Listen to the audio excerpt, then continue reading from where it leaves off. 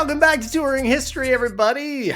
The podcast where we turn calendar pages into entertainment, according to some, and occasionally we learn something by accident. I'm Lane. And I'm accident. I'm Dave. And before we dive into a day that gave us everything from Queen Victoria to Jaws, we need to talk about Randy's Donuts. Oh, are we starting with the important stuff today? Well, Lane, when you're about to discuss the French Revolution, movie sharks, and Lizzie Borden's acquittal in an all-one episode, you need proper sustenance. Yes, when you're dealing with axe murderers, Randy's Donuts has been providing that to Los Angeles for over 7 decades. That giant donut sign isn't just advertising, it's a promise, Dave. Inside, you'll find donuts perfected through generations of bakers who take their craft seriously.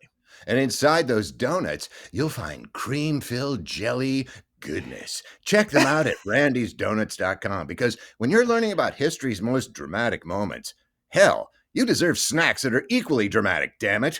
I agree. And speaking of dramatic, today is June 20th, Revolutionary France to movie sharks.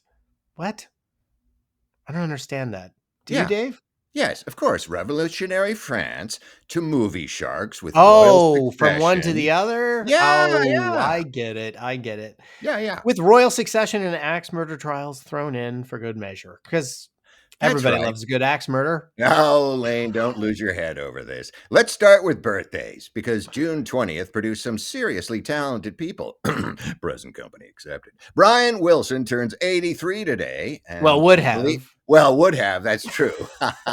Didn't quite read the obits this week, did we? The mastermind behind the Beach Boys, who proved pop music could be as complex as classical music and involve pet sounds.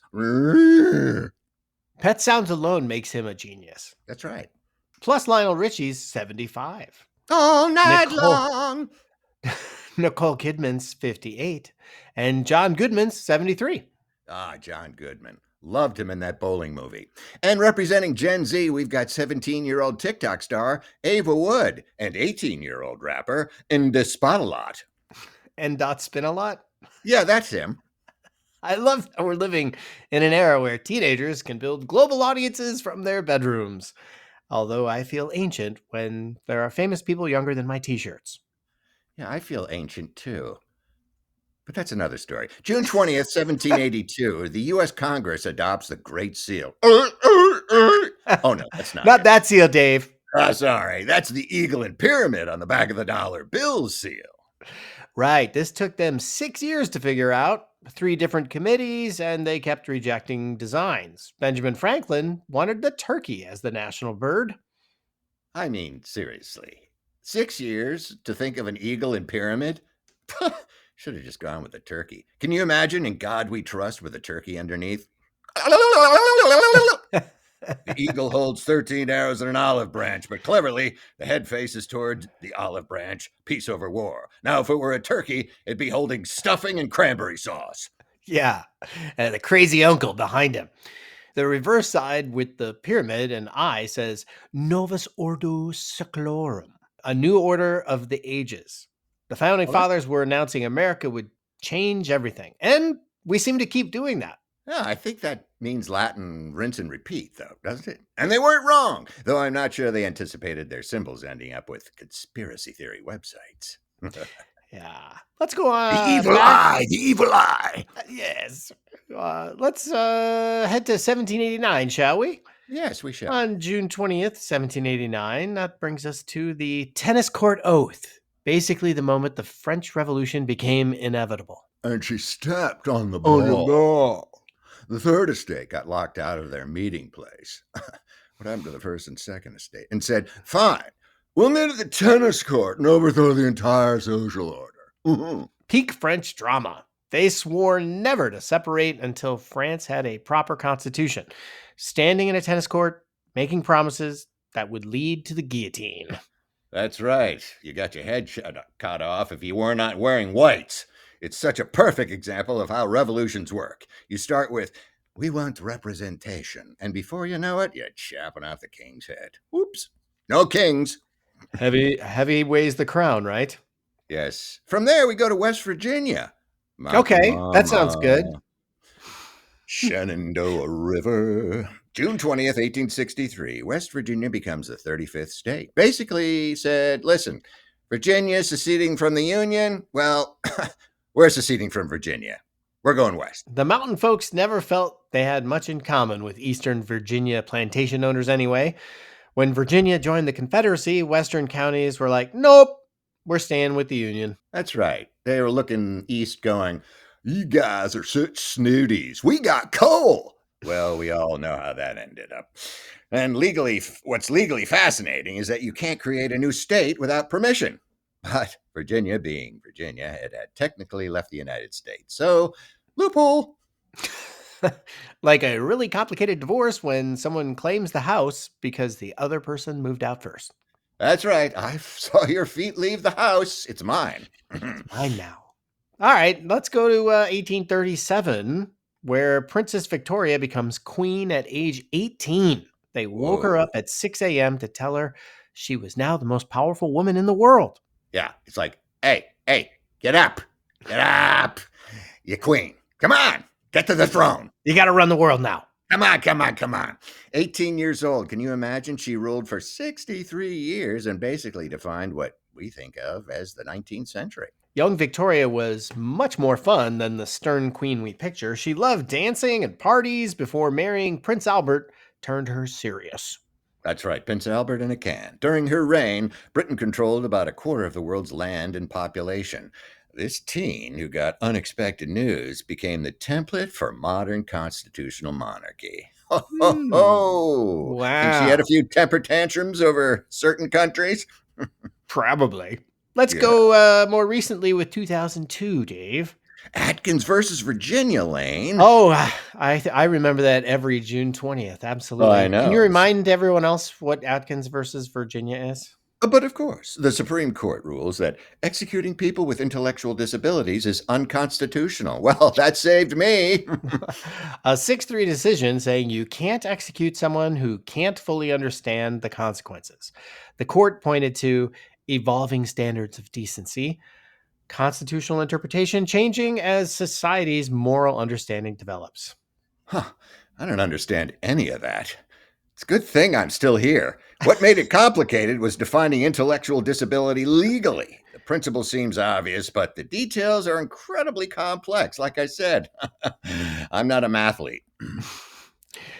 Now for advertising history. June 20th, 1898, the Ritz Paris opens, basically Ooh. inventing modern luxury hospitality branding. That's Ooh. right. Cesar Ritz created the concept of luxury service every fancy hotel copies today. Private bathrooms, electric lighting in every room. And in 1898, that was like having a spaceship.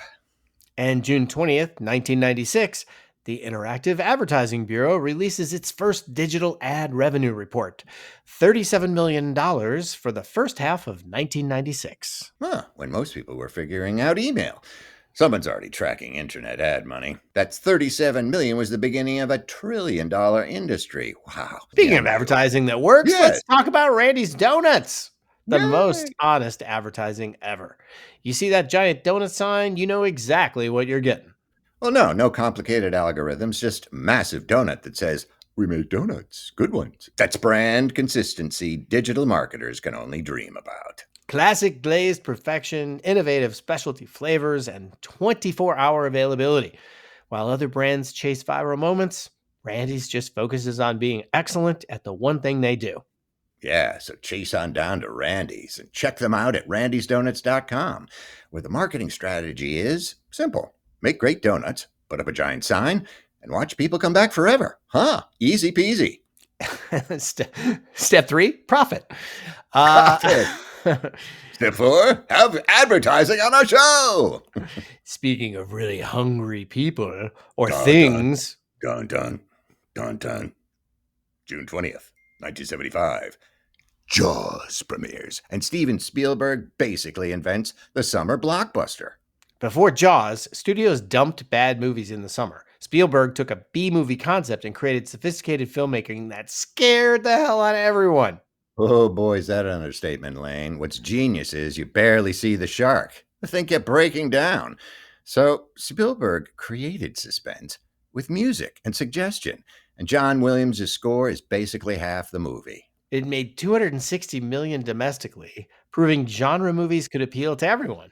But it also destroyed the ocean for a generation. Beaches dropped significantly. Yeah, it really invented the blockbuster, too. I mean, Spielberg, it made him a household name at the same time, at 27 years old. Although the real victims were sharks. Populations never recovered from the hunting that followed. Yeah, well, like Yeah. lawyers, they're fitted with dorsal fins. I mean, it's impressive to become a household name at 27, but that's no Queen Victoria at 18. With a No, quarter very of the world true. under your power. Yeah, take that, Steve. Yes, Steve. Yeah. What Nice happened with. nice fish movie, Steve. Yeah, how about me? I control the world.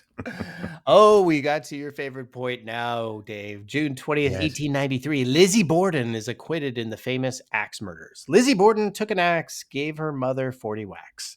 Except Well, in it was actually like sorry. 10 or 11, but who's counting? Yes, and then what she had done, she gave her mother 41. And the case violated every Victorian assumption about women. Oh, they're so calm. They're so, a proper middle class lady doesn't hack her parents to death with an axe. It's not quite proper. That's right. Lizzie had motive, inheritance worries, but evidence was circumstantial. Her story kept changing, but the prosecution couldn't prove she did it. That's right. She kept going back and forth like the axe. Oh, After the trial, she inherited the money, bought a mansion, lived comfortably, and opened her own hardware store. Guess what she sold? No, I'm kidding. Never married, never left town, and never explained what happened. I don't know what you're talking about. Ah. and let's be honest, if you had to bet money on who killed them, you'd probably bet on Lizzie. Yeah, except I wouldn't go near her house. No. You know, strange thing was, her hedges were never clipped. Hmm. Finally, June 20th, 1992, German parliament votes to move the capital from Bonn back to Berlin, Germany saying, "We're really unified now, huh? Yeah." Yeah, it was an incredibly close vote, 338 to 320. Bond supporters worried Berlin carried too much historical baggage. Nazis, division, Cold War. Ah, that stuff. What's the big deal? I mean, but Berlin was the historic capital and geographically central. The move took years rebuilding the Reichstag, new government buildings, convincing bureaucrats to leave comfortable Bonn. I gotta go to Berlin? Oh. And now Berlin's this vibrant cosmopolitan capital. It's hard to imagine German politics being centered anywhere else. It's true. Can you imagine if it were centered in Cleveland? Huh, that would really be a commute. So, anyway, there you have it. June 20th, from French revolutionaries and tennis courts to German parliamentarians voting on capitals. Very exciting stuff today, with movie sharks and royal succession in between. Wow. Yeah, what strikes me is how many dramatic decisions changed everything. Sometimes mundane stuff like tracking digital ads reshapes civilization, while sensational trials like Lizzie Borden become footnotes. It's true. Speaking of consistency, Randy's Donuts has been reshaping donut expectations since 1952.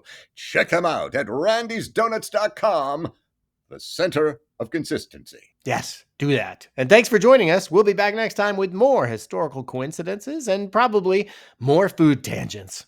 Ooh, I hope so, Lane. Until then, I'm Dave. And I'm Tangent Lane, reminding you that history is just making decisions about sharks, tennis courts, and very large donuts. That's right. Now go sharpen your axe. Bye, everybody. Bye.